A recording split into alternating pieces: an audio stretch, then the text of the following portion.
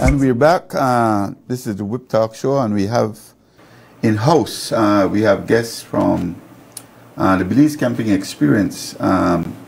We have Miss Vicky Chan, who's a camp leader. We have Mr. Emmer Mai. He is with the Youth Department of the Ministry of Belize Camping Experience. And we have Alexander Perez, Director of Belize Camping Experience. Before we get into it, because the last time you were here, it was Apples for Kids. Yeah. But before that, I saw you guys engaging in the Harvest for Kids. So maybe I could start from there, bringing it to the Belize Camping Experience with you. Yes. Good morning, Belize. Good morning. It's good to be here in the show. Yes, Belize Camping Experience has been on for 17 years. That's when it got started by Belizeans. And because it's a Belizean organization, we had to find ways on how to fundraise. And through that venture of, starting selling barbecue, but selling barbecues to run something like this, it needs a lot of barbecues. And that's where we really had to ask God for creativity, and where the Harvest for Kids was one of the projects that have been very successful with our farmers here in the country, that when they plant, those resources go right back to Belize Camping Experience, and in that way we are able to run summer camps and follow-up programs. Out of that Harvest for Kids, the branding came, so people know about the kids' rice, the kids' eggs, there's cheese. I think there was corn. Yeah, there's corn, beans. Anywhere you see a little logo of the two kids, then you know that it goes right to Belize Camping Experience. And after that, because as you grow, 17 years, every year you grow a little bit. And I think it was 5 years ago when the apple project came in, where the crops were not sustainable. What happened, there was a drought and killed all the crops. Remember, there was, and then there was a hurricane, so it was a back-to-back, where the crops are not, is something that you can rely on those funds. Some years farmers have it good, and some years they don't make no profit. And the Apple for Kids started for that same reason, so that we can continue and not stop on a year where there's no resources. And that's where the Apple for Kids project, and I want to give thanks to everyone who bought those apples, because there's a lot of apples, and if we don't sell those apples, they go bad. And that is what brings us here today. That's how Amir and Vicky, and there's a whole bunch of over 70 people running every week. Like for 2 months we're going at this, and it's exciting, to see the fruit of everyone, right? Every Belizean being involved for us to do this work with the children. I suspect that you have wrapped up the camping, and that when did you guys wrap up, Miss Vicky? So just this past Friday was our very last day of the summer day camps with the kids, and we had a total of 9 different camps at different locations throughout the city, and some a little bit outside. And at the end, we were able to reach out to and connect with 580 kids. And we had about 50 different volunteers helping us out to do this, and along with our staff, it was 75 of us that took to be able to run those 5 different weeks of camp. And the way that we do it is that we separate into 2 different groups, because we have so many partners that we want to help out. We don't go outside and find random kids on the street. We go to find people who are already doing this work with kids, and they need help and they need backup, and that's where we come in, because we have resources and we have the people, and we are able to come alongside with them and work with the kids in their own neighborhoods. We have some who are just moms, who want to make a difference in their community, and they begin to open up their homes and their yards and invite kids to come in, and they do afternoon programs with them. During the pandemic, they were tutoring them and doing so many different things, which is why we choose to partner along with people like that who already have an interest in it, and then we're able to run summer camps throughout so many different areas of the city. As you mentioned individual, and this is how I got to know, really to know Belize Camping Experience. I was out there on Click-On Street. Yes. When you guys were participating with Miss Tita, She's a lady that has always been engaging in the Pickstock area, and she was with you guys for one of the camps out there at Central Assembly on Freetown. This is what we need. More individuals engaging, and like you said, you don't have to go out and search for the people, because so maybe you could kind of elaborate more and expand more, and maybe you could mention a couple of individuals that are how do we go about getting those partners, and how do we partner? Yes, that one specifically is one that is very special because it's with Miss Sharon, and we found her a couple of years ago doing this amazing work already. And I remember that we started on Thursday afternoons doing just arts and crafts with the kids, and there was about 5 of us who would come because we have a lot going on. This is what we do during summer, but after summer, year-round, we follow up with the same kids that we already connected with. And that's why it's so special. That's why we say Belize changing Belize, because we are here.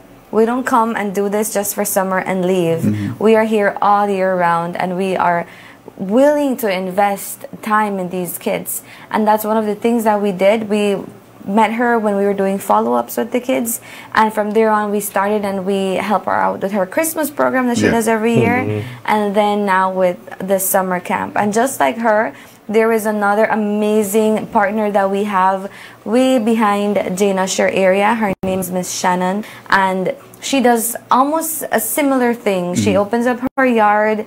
It's not a very big place. She is on a dead-end street way at the back, and when we drive in our van, it's so impossible to get back out, but it's worth it. And she does kind of the same thing, and she keeps up following with them. She has 2 separate groups, one for just kids and one for younger, like more teenagers. And then she also does Christmas parties and then summer camps with us. And just like that, there are a few that we do at some churches who don't really have a lot of young people who can do, you know, all the running and the jumping with the kids. So we come in and we help them out with that. One that was incredibly amazing or surprising to me was the one that we had on George Street last week, and it was at Southside Assembly. And we had, and you know, Monday was a holiday, so we didn't expect a lot of kids to show up. We kept going despite the holiday, and we had a surprising amount of kids come to the, and then it varied the number between 60 to 75 throughout the week. And this was our last camp, right? We had been doing a lot in many different areas on Freetown Road, different places, but that camp was the most peaceful. When we were in chapel time and we were doing the worship songs and learning the memory verses and doing stuff like that, they were calm and they follow. You tell them stand up, they stand up. You tell them sing with us, they sing with us. And you know that the kids are there are beautiful kids and there are beautiful people living on that street, but it gets such a bad reputation. But this was one of the most peaceful camps that we had, and that's where we could see where we kind of integrate our team hope. That's what we taught at every single place. We have Belizean curriculum. It's our original that we ourselves write, and we were teaching the kids about hope that they can have in Jesus. And you know, a lot of people say, do we really have hope for the city? Do we really have hope that things are going to change? Or is it hopeless? Or are there always going to be people on the streets? Is there always going to be poverty? Is there always going to be homeless persons, you know? But we were able to come in and tell these kids that there is hope in Jesus, that they don't have to make the same decisions that their parents or other people have made before them, that they can truly be the generation to change Belize. And we do all of this because we do have hope. And as you mentioned, it's lifting that stigma and creating hope for the environment. Mr. Mai, MRMI, I see you are with the Youth Department Ministry of Belize Camping Experience. Could you explain your position? Yes. So what I do basically is I came in as a support staff this summer, and my passion is for young people. And so when Belize Camping Experience wants to, as they do outreach in Belize City to the kids, we need volunteers. We need people that will be there to also, have crowd control over the kids, to teach the lessons, to be with the kids, because as they do camps, they're also other areas as small groups, and we need those things to be led by certain people. So we have, what we do is that throughout the year we do follow up with some of the same volunteers that come, and some of these volunteers that come become what we call a core team, or the main staff that basically will be leading camps, of course led by the children's ministry department leader.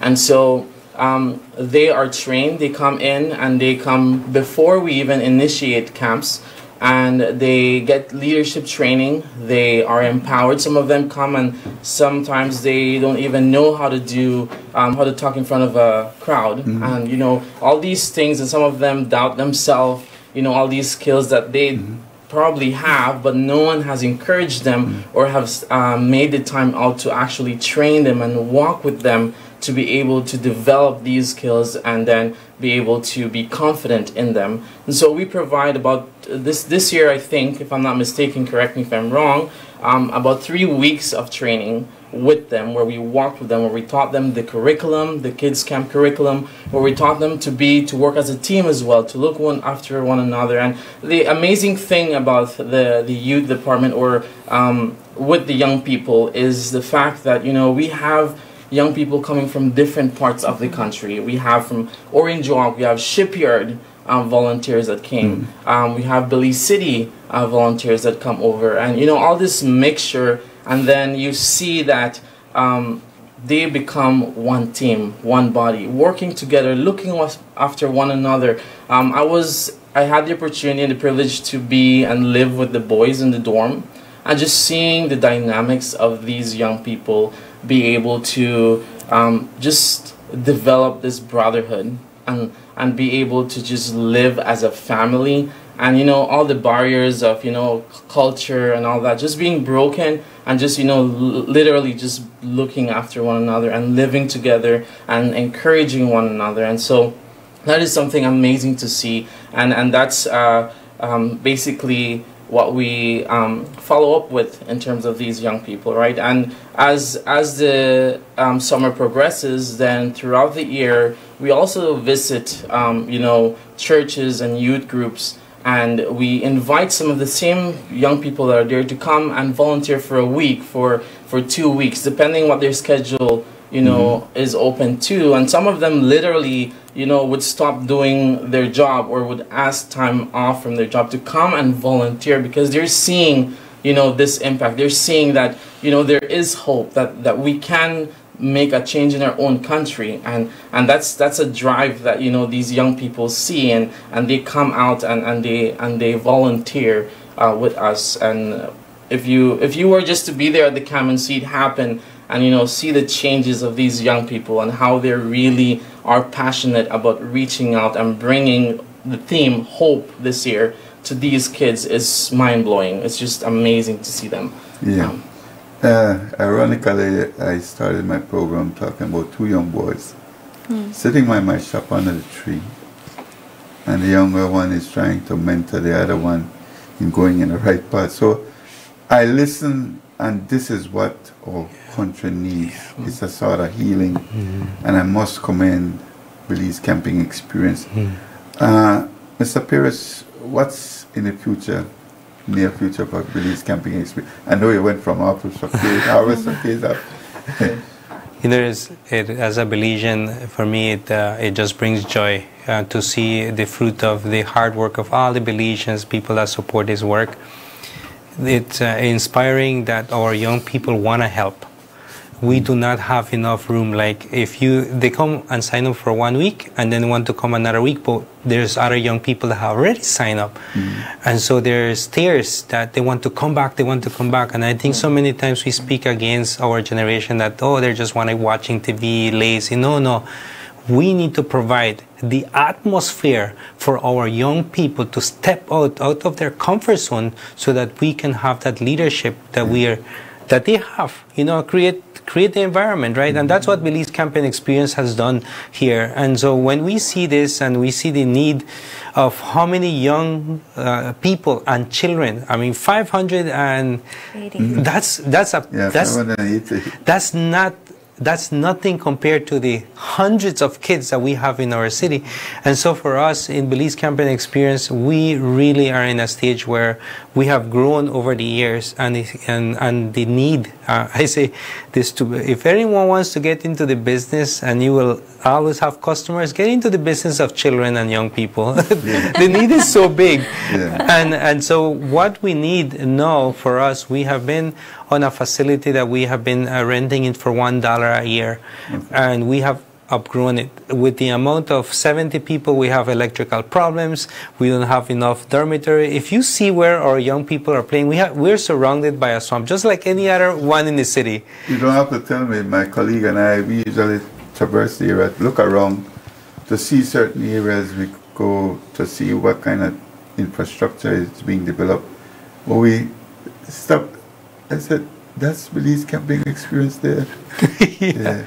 Yes, so. And so what we need, where we're leasing, we have 2 more years to finish the lease, and we need to move from there. And I think it's time for us where it's no longer is helping us, it's hurting us, because we would love to have a better facility where we can improve and give a chance to even our kids to come out of the city and to come on this place. And so we're really hoping that we can get a piece of land in John Smith Road, and then we can relocate, right? And a place that we can have grass. Can you imagine that? Right? Can have grass, can have a little bit more. So after the camps, our kids from the city can come to this camp in the city, and you don't have to go far. But sometimes our youths and our kids just need to leave the environment just for a bit, for them to see that, you know what, there's a change. That's right. Yeah. Well, once again, I want to commend Belize Camping Experience, Ms. Vicky, Mr. Mai, the director, Mr. Perez, for this great work that you guys have been doing. Thank you. Maybe each of you can give your last word to the general public about your experience, what Belize Camping Experience is about for you. Yeah, for sure. Doing all of these programs with these kids and these young people, it takes a lot of effort, and it sometimes can be very tiring. But we do it because we know that there is hope for our city.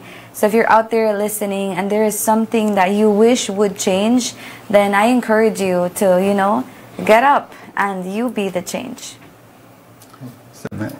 Yes, I would definitely like to just thank all the people who actually became part of this. And first of all the businesses. We had people who partnered with us where we then, finances that we didn't have to spend because they decided, I want to, bless the ministry. I want to be part of this change. We can't be there, but, we can provide something for you so you can be able to keep running camp. So there's some farmers who actually donated a cow to be able to feed the young people that are there. B-Mart also was part of it. We had a disco also who donated. So all the businesses out there, I can't remember all of them, but I just want to thank you right now for being part of Belize Changing Belize, and planting a seed in our country, and be able to know that this is going towards reaching out the kids and the young people of Belize City. And for me, this has been a summer where I became confident that we can change our country if we make our minds to it. If we decide that this is what we want, we can. It's not impossible. And you come to know that if you depend on God and you strive towards what you want, then you can do it, right? And so I just want to reach out to all the young people out there. If there's something that you have in mind and you have time and you want to volunteer, reach out to us. We start recruiting as of October, November, having volunteers to come in and help with other areas, not only summer, but there's also other areas that the ministry has or needs help in. and we would love to have you over and also walk with them, with you, to be able to grow and see hope in Belize. Yes, I want to give thanks to all of our partners. Without our partnerships that are working in the city, we cannot do it. The change cannot just come from Belize Camping Experience, like Mr. Bennett said. We have to work together. This thing is about unity. If we work together, we're going to move our country forward. And we're about to start school. You know, I pray that anyone that has a desire to do something for the kids of Belize, to empower their community, like, don't be afraid. Just get it started. And if you have questions, you can call us. We have been doing this for a long time, and if you feel like you need to reach your neighborhood because you know you need to be lifted up, give us a call. Like, we are here to serve. We love our country, and we see that God has given us everything that we need here in Belize for us to create that change as Belizeans. We thank our guests from Belize Camping Experience, and I know probably in December we'll see you guys. Yeah. We want to thank you guys once again. Commendable job. We'll take a break, we'll pay the bills, and we come back.